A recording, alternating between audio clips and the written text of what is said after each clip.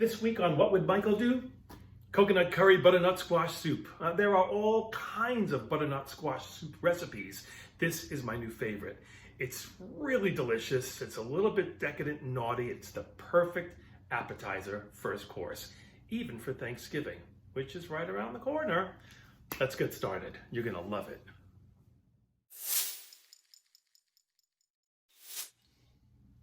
I've made butternut squash soups where we cut this up and boil chunks of it. But today we're going to roast it, which makes it that much more flavorful. So half your butternut squash. And let's pull out those seeds. You're going to preheat your oven to 425, and once your squash is seeded, you're going to place them in a roasting pan. I like to use these disposable pans because, well, it's just cleaner and easier, and I use them over and over again. We're going to spread about a tablespoon of melted butter on top of the flesh. I am using clarified butter because I have it. It's the last bit of it. I'm going to make some more today. And the butter will help the spices adhere. This is very simply a half a teaspoon each of kosher salt, cayenne pepper, and ground allspice. Did I just say a half a teaspoon of cayenne? I think I did. A quarter of a teaspoon is more than enough, unless you like it really hot. So mix those up and spread them over the top. We're going to pop those into our preheated oven, set at 425, for about an hour, just about until they're tender. We're going to coarsely chop a half an onion and add it to a stock pot, sauteing with about a tablespoon of butter.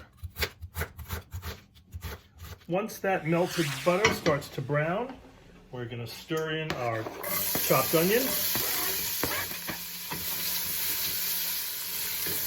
Cook that over medium heat for about 2 minutes. After 2 minutes, you'll see those onions are nice and translucent. We're going to add to that 1 teaspoon of curry, and I add a half a teaspoon of fresh ground ginger. Incorporate that, stir for about a minute. After a minute, we are going to pour in a full can of coconut milk. Oh, this all smells so good. It's just a hint of the delicious soup we're going to have later. I'm going to bring that to a boil and then let it rest until the squash is ready. 1 hour in, and you can see that that flesh is nice and tender. Perfect. Let it cool down for about 15 minutes to a half an hour until it's ready to handle, so we can scoop it out. Take your time with this. It does get a little messy because you really want to dig out all of that flesh. Don't go crazy. Just get the nice big thick chunky parts. When all the flesh is added to your coconut oniony deliciousness, we're going to add about 2.5 cups of vegetable stock if you're vegetarian, chicken stock if you like, if you're not. That was about 2 cups, so I'm going to add a splash. You can always add a little bit more of this later on if it's really too thick for you. We're going to add another half a teaspoon of kosher salt and some fresh nutmeg. Equal about a quarter of a teaspoon, half a teaspoon, depending on your taste. We'll get some heat on that until it warms up the pot. And then we're going to put it in batches in the blender and get it smooth and creamy.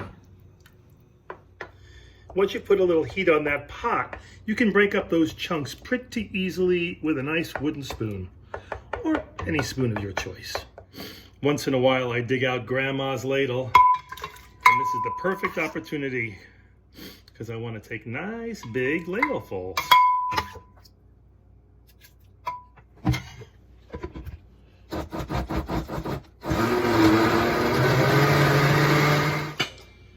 I like to go from stir to chop to mix to puree, one step at a time. Final batch. And that creamy, beautiful, smooth consistency is what we're looking for. This freezes beautifully, by the way. Do I have to say that? Maybe I do. But now all you have to do is put it in a bowl and serve it up. And before you serve it up, I would encourage you to be creative with a garnish.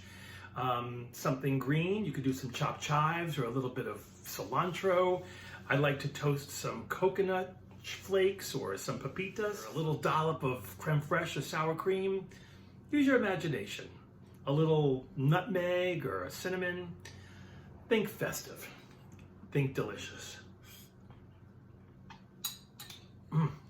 Think luscious, creamy, tasteful soup. Try it. You'll like it.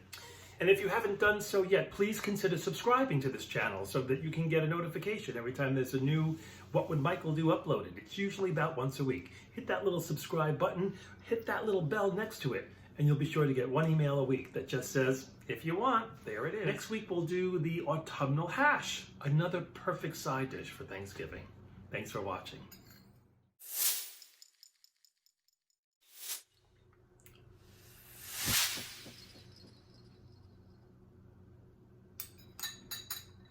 How strange.